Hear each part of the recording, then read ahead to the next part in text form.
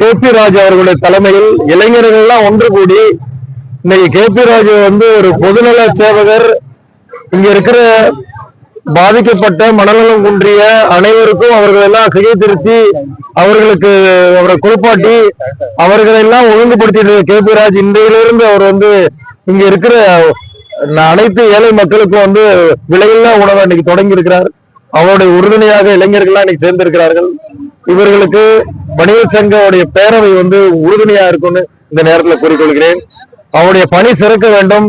இளைஞர்கள்லாம் ஏதோ நோக்கி போயிட்டு இருக்காங்க நம்ம சொல்லிட்டு இருக்க இந்த நேரத்துல இது மாதிரி இளைஞர்கள் இவருடைய தலைமையில இன்னைக்கு கூடி இந்த மக்களுக்கு சேவை செய்யணும் அப்படிங்கறதோட உச்சகட்டமா இன்னைக்கு விலையில்லாம நான் தொடர்ந்து கொடுக்க போறேன்னு சொல்லியிருக்கிறார்.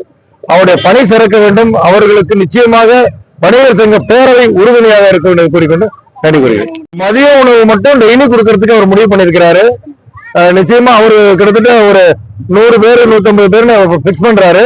இப்பதான் தொடங்கி இருக்கிறார். இன்னைக்கு தொடங்குறாரு, தொடர்ந்து செய்ய போறாரு. அவர்களுக்கு வணிகர் சங்க பேரவை உறுதுணையா இருக்குன்னு இந்த நேரத்தில் கூறிக்கொள்ள